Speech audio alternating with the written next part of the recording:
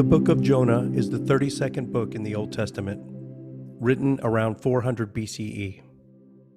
The text reverberates with clear echoes of older biblical passages, including the Noah story, Jeremiah, Joel, and other prophets. Additionally, the book of Jonah contains many similarities with older Greek tales. In numerous studies throughout history, commentators have pointed out these suspicious parallels, but they have all stopped short of accusing Jonah's author of blatant plagiarism. Until now.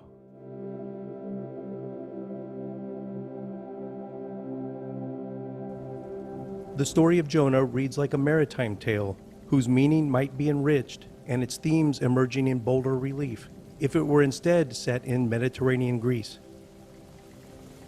Wedged between the empires of Mesopotamia and Egypt, ancient Israel was also a Mediterranean country, but many 19th and early 20th century scholars began to notice that Jonah's geographical setting seemed somewhat contrived, a bit out of place.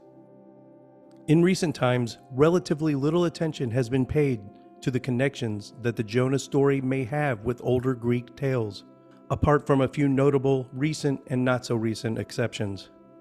Elements of the legend of Heracles and the story of Perseus and Andromeda, for instance, are strikingly similar, as Cyril of Alexandria and Jerome noted long ago. Just as the author of the Gospel of Mark directly copied from Homer's Odyssey, so too the book of Jonah is nothing more than a fraudulent retelling of Jason and the Argonauts. People have tried to point this out in the past, but most believers are not prepared to have their faith tested this far. Most would rather live in willful ignorance. Yet, an interesting and hitherto little explored avenue are the puzzling parallels the book of Jonah presents with the story of Jason and other elements in the Argonaut story. Not surprisingly, the parallels between Jason and Jonah were never mentioned by any Jewish or Christian writers. It wasn't until the 20th century when a few classicists began to publish what would have once been considered an unforgivable heresy. Their comments were very brief, however, usually framed within a very broad comparative format and without developing any analysis of the details that show the extent of the fraud. What we propose herein is to examine the parallels between Jonah and Jason. In particular, we hope to show how the author of Jonah plays fast and loose with the multiple variants of the story of Jason, or that Jonah's story, at the very least, can be placed within the nebula of variants of Jason's tale. The saga of the Argonauts seems to have initially been widespread in oral forms as early as 1200 BCE. Numerous representations of various elements of the story have now been conveniently gathered in the lexicon IMC and are sufficient proof of the story's diffusion around the Mediterranean. Many tales attached to Jason as a kind of patron of navigators circulated widely. Among these are written versions by Pindar, 450 BCE, Euripides, 430 BCE, Apollonius of Rhodes, 320 BCE, Valerius Flaccus, 1st century BCE, and the so-called Orphic Argonautica, 600 BCE. Keep in mind that the story of Jason was a living oral tradition centuries before the Bible was ever written. Our assertion is that the author of the Jonah tale used bits of this widely circulating oral cycle within the framework of his own Hebrew tradition.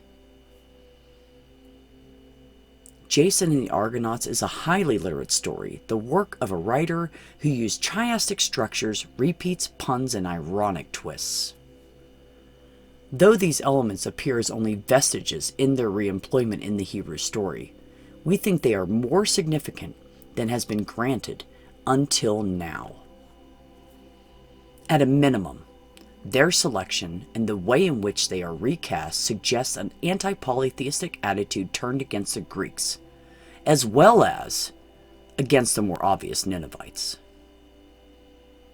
Many more elements are at work than were previously thought, as the study of certain parts of the story, especially philological and iconographic aspects, will soon make it clear. An important consideration for the ongoing debate on the nature and complexity of this intellectual theft, and the brazenness in which biblical authors repurpose older stories and then claim divine inspiration. Such study also sheds some light on the extent of Greek influence on early Near Eastern culture.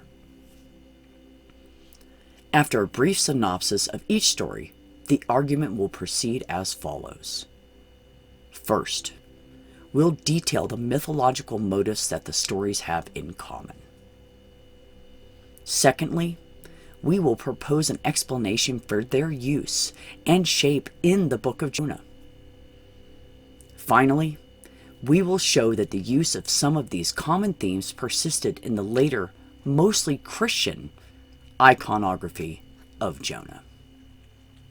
The Greek tale of Jason and the Golden Fleece has been told for at least 3,000 years.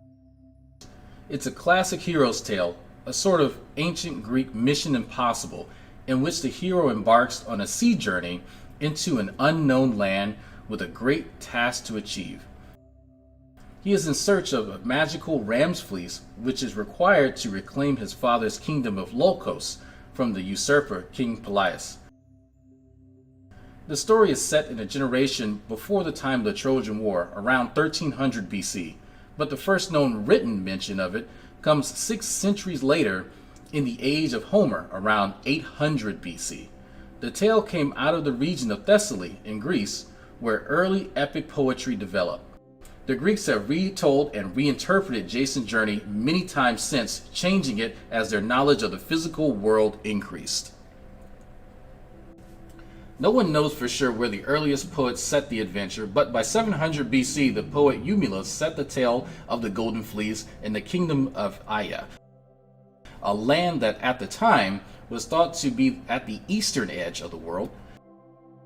At this point, the Jason story becomes fixed as an expedition to the Black Sea.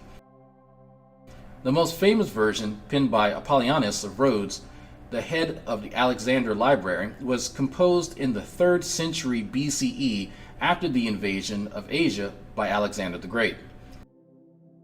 In the extant written versions of Argonauts' late tale, Jason, the son of Aeson, and great-grandson of Aeolus the Wind, is given by his rival Pelias the impossible task of bringing back the Golden Fleece from Colchis. This fleece of a ram who was sacrificed after saving Phrixus in a story reminiscent of the Aqueda in Genesis. The Golden Fleece is hanging on a tree in airy sacred wood in Colchis and is guarded by a never-sleeping dragon. At Jason's call, the bravest of the Greeks hurry to the Argo, a ship built for Jason by the god Argus, with the help of the goddess Athena. The Greeks meet with many challenges on their way to Colchis, known as the country of the sunrise in the Orient. The greatest danger they encounter is passing through a stormy sea called either Plante or Symplegades, where rocks shift or clash as the sea relentlessly pushes and pulls them together. Once in Colchis, they ask its king, Atheist, for the fleece. He promises it to Jason provided the latter can subjugate the brazen-hoofed and fire-breathing bull, Plowfield, sow the teeth of a local dragon. Jason manages these feats with the crucial help of the king's daughter, Medea. Because Atheist then goes back on his word, Jason sets out to steal the Golden Fleece. He succeeds, again with the help of Medea, who puts an ever-watching dragon to sleep with a magical potion.